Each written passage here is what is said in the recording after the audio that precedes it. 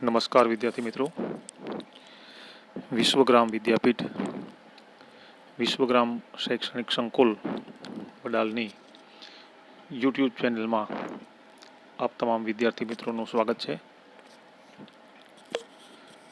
મિત્રો, આપણે ધોરણ 10ના સામાજિક વિજ્ઞાન પ્રકરણ 19 માનવ વિકાસની આપણે શરૂઆત કરી અને માનવ વિકાસનો અર્થ અને માનવ વિકાસ એટલે શું એ બંને મુદ્દાને આપણે છેલ્લા વિડીયોમાં જોયા. એ તો આપણને ખ્યાલ પડી જ ગયો કે જેમ જેમ સમય પસાર થતો ગયો એમ માનવ વિકાસના માપદંડો બદલતા રહ્યા. જેમ પહેલાંના સમયની અંદર માત્ર ને માત્ર દેશનો આર્થિક વિકાસ જ એટલે કે રાષ્ટ્રની આવક જ માનવ વિકાસ ગણવામાં આવતું, પરંતુ જેમ જેમ સમય બદલતો ગયો એમ એમ માપદંડમાં પણ ફેરફાર થતો રહ્યો. ત્યારબાદ માનવ વિકાસ કેને ગણવો એવી પણ આપણે છેલ્લા વિડીયોમાં આપણે ચર્ચા કરી હતી. આજે હવે માનવ વિકાસ કઈ રીતે જોવામાં આવે છે એને જોઈએ આપણે. માનવ વિકાસ આંક. નોબેલ પારિતોષિક વિજેતા ભારતીય મૂળના અર્થશાસ્ત્રી અમર્ત્ય સેન માનવ વિકાસ આંકની વિભાવના કરી. સૌથી પહેલાં માનવ વિકાસ કેવો હોવો જોઈએ, માનવ વિકાસ કેને ગણવો, એવી આપણા ભારતના મહાન અર્થશાસ્ત્રી જેને નોબેલ પારિતોષિકથી નવાજવામાં આવ્યા છે એવા આપણા અમર્ત્ય સેન, એણે સૌથી પહેલી રજૂઆત કરી. તે અન્વયે પ્રથમ માનવ વિકાસ અહેવાલ 1990માં પ્રકાશિત કરવામાં આવ્યો. ત્યારથી તે અન્વયે સંયુક્ત રાષ્ટ્ર વિકાસ કાર્યક્રમ united national development programme UNDP દ્વારા દર વર્ષે માનવ વિકાસ અહેવાલ કરવામાં આવે છે, જેમાં જુદા જુદા દેશના વિભિન્ન નિર્દેશકોના આધારે એક વૈશ્વિક વિશ્લેષણ રજૂ કરવામાં આવે છે. આ જે કાર્યક્રમ ઘડાય છે, સંયુક્ત વિકાસ કાર્યક્રમ, એમાં અલગ અલગ દેશોના જે વિકસિત રાષ્ટ્રો છે અથવા તો વિકાસશીલ રાષ્ટ્રો છે એના મહાન વ્યક્તિઓ, જેને આપણે ઉચ્ચ કોટીના અર્થશાસ્ત્રી ગણીએ, એવા વ્યક્તિઓની એક મિટિંગ મળતી હોય છે દર વર્ષે, અને અલગ અલગ પોતાના જે મંતવ્યો છે એ આ મિટિંગમાં રજૂ કરે છે. વિશ્લેષણ એટલે કે મંતવ્યો, એણે કોઈક સંશોધન કર્યું હોય અર્થશાસ્ત્રની બાબતમાં લઈને, આ બધું જ પ્રકારનું વિશ્લેષણ એ આ UNDP જ્યારે દર વર્ષે મિટિંગ ભરાય છે ત્યારે આમાં અર્થશાસ્ત્રીઓ ભેગા મળી અને પોતપોતાના મંતવ્યો રજૂ કરે છે. સંયુક્ત રાષ્ટ્ર વિકાસ કાર્યક્રમ UNDP દ્વારા પ્રકાશિત થયેલ પ્રથમ માનવ વિકાસ અહેવાલમાં માનવ વિકાસ આંક human development index HDI, underline કરજો જરા કારણ કે શોર્ટ ફોર્મ ફૂલ ફોર્મ પૂછે છે, તો હ્યુમન ડેવલપમેન્ટ ઇન્ડેક્સનો ખ્યાલ પ્રસ્તુત થયો હતો, જેમાં માનવ વિકાસ આંક 3 નિર્દેશકોનું સંયુક્ત રીતે ઉપયોગ કરવામાં આવ્યો હતો. 3 મહત્વના મુદ્દા. કોઈ પણ રાષ્ટ્રનો જો માનવ વિકાસ આંક જાણવો હોય તો 3 નિર્દેશકો એટલે કે 3 મુદ્દાઓને જોવાના. તો સૌથી પહેલું, કોઈ પણ દેશનું સરેરાશ આયુષ્ય. બીજું, શિક્ષણ સંપાદન એટલે કે કેટલું એ રાષ્ટ્રની અંદર જ્ઞાન એટલે કે શિક્ષણ મળી રહ્યું છે ને કેવા શિક્ષિત લોકો છે. અને ત્રીજું, જીવન ધોરણ, જેને માથાદીઠ આવક પણ કહી શકાય. જો માથાદીઠ આવક વધુ હોય તો જીવન ધોરણ ઊંચું જીવી શકાય. કોઈ એવું કુટુંબ છે જેની મહિનાની આવક 1 લાખ રૂપિયા છે તો એનું જીવન ધોરણ કેવું હશે? ઊંચું. કોઈકની માથાદીઠ આવક એટલે કે કુટુંબની આવક 50,000 છે તો એનું જીવન ધોરણ કેવું હશે? મીડિયમ. કોઈ કુટુંબ એવું છે જેની મહિનાની આવક 10,000 છે, તો એનું જીવન ધોરણ કેવું છે? નીચું. તો આવકના આધારે જીવન ધોરણ નક્કી થાય છે. તો મહત્ત્વના મુદ્દા માનવ વિકાસ આંકને તપાસવા માટેના: સૌથી પહેલો, સરેરાશ આયુષ્ય. કોઈ પણ રાષ્ટ્રના દરેક નાગરિકનું સરેરાશ આયુષ્ય કેટલું છે તે. બીજું, શિક્ષણ સંપાદન, શિક્ષણ કેવું છે રાષ્ટ્રનું. અને ત્રીજું, જીવન ધોરણ. આ ત્રણેય નિર્દેશકોના સંયુક્ત આંકના આધારે કોઈ એક દેશનો માનવ વિકાસ આંકનો ક્રમ નિર્ધારિત કરવામાં આવતો. હવે આ ત્રણ મુદ્દાને ગણતરીમાં લેવામાં આવે અને જે દેશની અંદર આ ત્રણેય મુદ્દાનો આંક ઊંચો હોય, એટલે કે વધારે હોય, ઉદાહરણ તરીકે કોઈ પણ રાષ્ટ્રનું સરેરાશ આયુષ્ય 60 વર્ષનું છે, નક્કી થયું હોય, ટોટલ જે સંખ્યા છે એના આધારે કેટલા લોકોનું મૃત્યુ પામ્યું એના આધારે સરેરાશ નક્કી થાય. તો કોઈ પણ રાષ્ટ્રનું 60 વર્ષનું સરેરાશ આયુષ્ય થયું. શિક્ષિત જે કાંઈ આપણે ગુજરાતની અંદર શિક્ષણનો આંક છે, એમ મહારાષ્ટ્રની અંદર છે, એમ બીજા રાજ્યોમાં છે, એમ અલગ અલગ રાજ્યોમાં અલગ અલગ આંક છે. એવી રીતે વિશ્વના તમામ દેશોની અંદર શિક્ષણનો આંક પણ અલગ અલગ છે. આ દેશની અંદર શિક્ષણ વધુ, આ દેશની અંદર શિક્ષણ ઓછું, આમાં મીડિયમ. એવી રીતે કોઈ પણ દેશનું આયુષ્ય, શિક્ષણ અને જીવન ધોરણ, આ ત્રણેય આંકને જોઈ અને માનવ વિકાસ ગણવામાં આવતો. ત્યારબાદ યુએનડીપી દ્વારા માનવ વિકાસ અહેવાલ માટે માનવ વિકાસની ગણતરી માટે વર્ષ 2009 સુધી ઉપરના ત્રણેય નિર્દેશકોનો ઉપયોગ કરવામાં આવતો હતો. આ માટે વર્ષ 2010થી નીચે મુજબની નવી પ્રવૃત્તિઓ ઉપયોગમાં લેવામાં આવે છે. તો જ્યારે અમર્ત્ય સેને સૌપ્રથમ અહેવાલ રજૂ કર્યો 1990માં, ત્યાર પછી આ ત્રણ નિર્દેશકોના આધારે 2009 સુધી આ ત્રણ નિર્દેશકોના આધારે માનવ વિકાસ ગણવામાં આવતો હતો. ત્યારબાદ 2010થી બીજા અન્ય મુદ્દાઓને ઉમેરવામાં આવ્યા. એમાં ત્રણ મુદ્દાઓ: અપેક્ષિત આયુષ્યાંક, શિક્ષણાંક, આવકાંક. આ ત્રણ મુદ્દાને ગણવામાં આવ્યા. આયુષ્ય છે, પણ અપેક્ષિત આયુષ્ય સૌથી મહત્વની વસ્તુ. તો અપેક્ષિત આયુષ્ય કઈ રીતે, એને પણ આપણે જોઈએ. તો અપેક્ષિત આયુષ્યાંક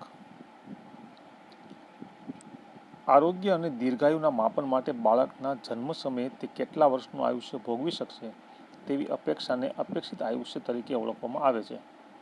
જેમાં મહત્તમ એટલે કે ઊંચામાં ઊંચું 83.6 વર્ષ, એટલે કોઈ પણ એટલે એક એવું અપેક્ષિત છે, મીન્સ કે એક પ્રકારની અપેક્ષા છે. જ્યારે કોઈ પણ રાષ્ટ્રનો વિકાસ થયો હોય તો એ રાષ્ટ્રની અંદર એક અપેક્ષિત આયુષ્ય નક્કી કર્યું હોય. શું કામે? કારણ કે એ રાષ્ટ્રની અંદર આરોગ્યની સુવિધા, હોસ્પિટલો, એમ્બ્યુલન્સો, ડાક્ટરી સુવિધાઓ, સેવાઓ, દવાઓ, સ્વચ્છતા વગેરે બાબતને લઈ અને એ રાષ્ટ્રનું એક અપેક્ષિત આયુષ્ય નક્કી થયું હોય. હવે આપણા દેશની અંદર, ઉદાહરણ તરીકે આપણો દેશ છે, તો આપણા આ દેશની અંદર ધીમે ધીમે હોસ્પિટલની સુવિધા વધતી જાય છે. આજે નાના નાના ગામડાઓની અંદર પણ ભલે કાંઈ નહીં તો નાનું પીએચસી સેન્ટર તો છે જ. તો શું દર્શાવે ભાઈ, દરેક ગામને આરોગ્યની સુવિધા મળી રહે છે, જેથી કરીને જે મૃત્યુનો આંક છે તે ધીમે ધીમે ઘટવા માંડ્યો. આજથી વર્ષો પહેલાં તમે જુઓ, 50 વર્ષ 100 વર્ષ પહેલાં આપણે જોઈએ તો ઘણા વ્યક્તિઓ સુવિધાના અભાવના કારણે મૃત્યુ પામતા. કઈ રીતે? કે સામાન્ય બીમારી હોય, એમ્બ્યુલન્સની સુવિધા ગામડા સુધી ન મળી હોય, હોસ્પિટલે પહોંચવા માટે વાહન વ્યવહારની સગવડતા નથી, રસ્તાઓ કાચા હતા, કોઈ એવા વાહનો નહોતા, ગાડામાં બેસાડીને એને કોઈ શહેર સુધી પહોંચાડે તો રસ્તામાંથી ભાઈ ગુજરી ગયા હોય. તો આનાથી શું થયું? કારણ શું થયું? કે ભાઈ એને પૂરતી સગવડતા ન મળી એટલા માટે મૃત્યુ પામ્યા. બાકી જો સમયસર તે હોસ્પિટલ પહોંચી ગયા હોત તો મૃત્યુ પામત નહીં. આજે તમે જુઓ તો એક સામાન્ય આપણે ફોન કરીએ તો 108 આપણા ઘર સુધી આવીને ઊભી રહીએ છીએ, વધીને 10થી 15 મિનિટમાં. શું કામે? આપણે આરોગ્યની સુવિધાઓ આપણા દેશમાં વધી છે. આના કારણે જે મૃત્યુનો આંક જે વધારે હતો એ ધીમે ધીમે માંડ્યો છે ઘટવા. બાળકનો જન્મ થાય તો બાળકના જન્મ સમયે પૂરેપૂરી ટ્રીટમેન્ટ મળે છે અત્યારે, સરકારીમાં પણ અને પ્રાઇવેટમાં પણ. જન્મ વેતની સાથે જ જે સામાન્ય કોઈ બીમારી હોય બાળકને તો એ તાત્કાલિક ધોરણે તે સોલ્વ થઈ જાય છે અને બાળક છે તે મરી જાય છે, જીવી જાય છે. પહેલાંના સમયમાં કેવું હતું કે બાળકનો જન્મ થાય જીવે તો જીવે, કારણ કે એટલી બધી કોઈ કેર હતી નહીં. સામાન્ય બીમારી હોય તો પણ એની દવા કોઈ હતી નહીં, કોઈ રસી એવી બધી હતી નહીં. આના કારણે બાળકો પણ જન્મતા જ મૃત્યુ પામતા.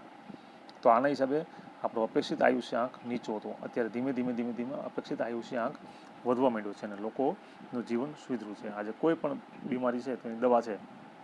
અત્યારે ધ્યાનમાં લે નથી, અત્યારે જે આપણે કોરોના વાયરસથી આપણે બધા પીડાઈ રહ્યા છીએ એની અત્યારે હાલ પૂરતી રસી નથી, પરંતુ ધીમે ધીમે શોધાઈ જશે તો આપણે બધા બચી તો જવાના જ છીએ. પણ જો આને આ પરિસ્થિતિ હાલી હોય તો શું થાય? રસી જ ન શોધાણી હોય તો શું થાય? જેને કોરોના વાયરસ થયો ગયો, જો શોધાઈ જશે તો શું થશે? કોરોના વાયરસ થયો, તરત રસી આપી દો, જીવી ગયો. તો આ આંકમાં વધારો થવાનું કારણ છે. તો આવી તો ઘણી બધી બીમારીઓ હતી. કમળો હતી, મેલેરિયા હતો, ટાઇફોઇડ હતું, ટીબી હતું, વગેરે જેવા રોગોને આપણે હવે ધીમે ધીમે આપણે રોગોમાંથી આપણે બચતા આવ્યા છે. કારણ કે ધીમે ધીમે નવા સંશોધનો થયા છે, નવી દવાઓ, રસીઓ શોધાણી છે. કમળામાં પણ હવે ધીમે ધીમે લોકો મૃત્યુ પામતા નથી. પહેલાંના સમયમાં કમળો થાય એટલે લગભગ ઉકલી જ ગયા હવે ભાઈ, કારણ રસી નહોતી, દવા નથી, સુવિધા નહોતી, આરોગ્યની સગવડતા નહોતી, એમ્બ્યુલન્સ નહોતી, હોસ્પિટલો સારી નહોતી. અત્યારે તમે સાવ નાનું ગામડું હોય તો ત્યાં પણ એક PHC સેન્ટર છે. તો આનાથી આયુષ્ય આંક વધે છે. આ તમને મહત્ત્વની વાત સમજાવવા માટે ને એટલા માટે તમને વધારે ડીપમાં સમજાવું છું. તો આ અપેક્ષિત આયુષ્ય, જેમાં મહત્તમ આયુષ્ય એટલે વધુમાં વધુ 83.6 વર્ષનું ગણતરી કરવામાં આવી હતી, ન્યૂનતમ 20 વર્ષ નિર્ધારિત કરવામાં આવેલ છે. માનવ વિકાસ અહેવાલ 2015માં ભારતનો અપેક્ષિત આયુષ્ય આંક 68 વર્ષ છે.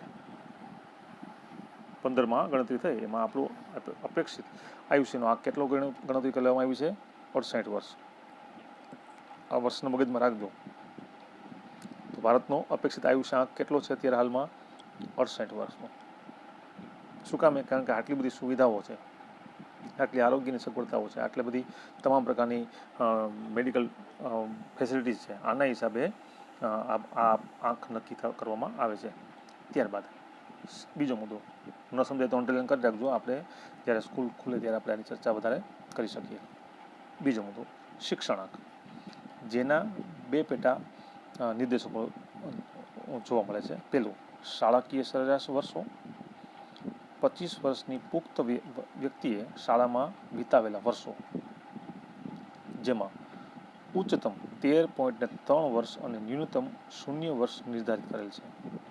કે પુખ્ત વયની વ્યક્તિ એટલે કે 25 વર્ષની વ્યક્તિએ કેટલા વર્ષ સુધી શાળામાં વિતાવ્યા છે. ભલે તે 10 વખત નાપાસ થયો હોય, ગમે તેમ હોય, પણ પુખ્ત વય 25 વર્ષનો થયો ત્યાં સુધી એણે 13 વર્ષનું શિક્ષણ લીધું છે કે નહીં, આ જોવાનું. પછી ગણતરી, કોઈ 7 ભણ્યો છે તો 7 વર્ષનું, કોઈ 9 ભણ્યો છે તો 9 વર્ષનું, આ રીતે ગણતરી કરવામાં આવે છે. અને ઓછામાં ઓછું 0. જેમાં માનવ વિકાસ અહેવાલ 2015 મુજબ ભારતના શાળાકીય સરેરાશ વર્ષો 5.4 વર્ષ છે. અપેક્ષિત શાળાકીય વર્ષો, 5 વર્ષનું બાળક પોતાના જીવનના કેટલા વર્ષો શાળામાં વિતાવશે તે વર્ષો. એમાં ઉચ્ચતમ 18 વર્ષ અને ન્યૂનતમ 0 વર્ષ નક્કી કરેલ છે. જેમાં ભારતનો અપેક્ષિત શાળાકીય વર્ષ 11.7 વર્ષ છે.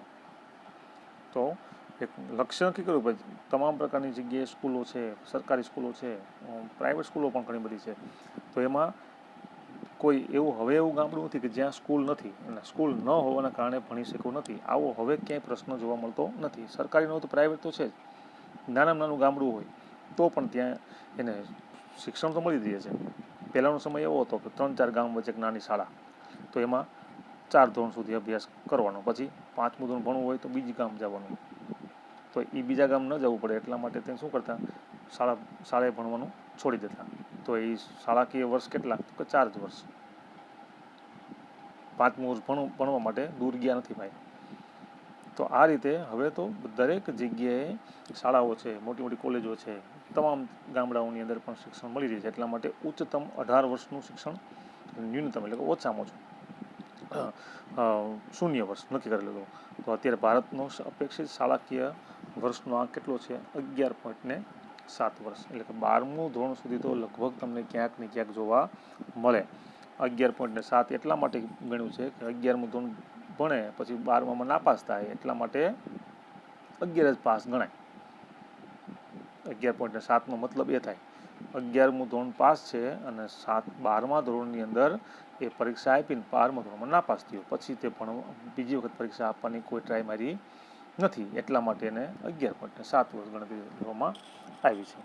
ત્યારબાદ આવક આંક એટલે કે ઇન્કમ.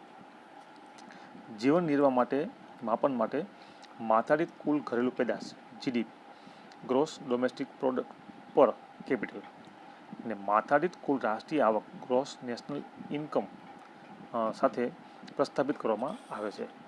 માનવ વિકાસ અહેવાલ 2015માં ભારતની કુલ રાષ્ટ્રીય આવક $5,497 અને કુલ માથાદીઠ કુલ ઘરેલું પેદાશ $5,238 છે. માથાદીઠ આવકની ગણતરી માટે જે તે દેશની આવકને અમેરિકાના ચલણ મૂલ્યમાં ગણવામાં આવે છે, જે સમખરીદ શક્તિ તરીકે પણ ઓળખવામાં આવે છે. તો માથાદીઠ આવક અને રાષ્ટ્રની આવક આ બે વસ્તુને સાથે ગણતરી કરી અને વ્યક્તિની આવક આંક એટલે કે જીવન નિર્વાહ માટે જીવન ધોરણ માટેની ગણતરી લેવામાં આવે છે. તો આ રીતે આપણા માનવ વિકાસ આંકના 3 મુદ્દાની આપણે ચર્ચા અહીંયા કરી છે. તો આજે આપણે અહીંયા જ આપણે રાખીએ. આ મુદ્દાને ફરી પાછો વાંચી લેજો, કારણ કે થોડોક અઘરો પડશે, છે સહેલો પણ થોડોક અઘરો પડશે, થોડોક વાંચી લેજો. ફરી પાછી આપણે જ્યારે સ્કૂલ શરૂ થાય તો આપણે એમાં ચર્ચા કરવી હોય તો કંઈ ન સમજાવે તો આપણે ચર્ચા કરી શકીએ. તો આજે આપણે અહીંયા સુધી રાખશું. આવતા વિડીયોની અંદર માનવ વિકાસ અહેવાલનો મુદ્દો આપણે આવતા વિડીયોની અંદર જોશું. ધન્યવાદ.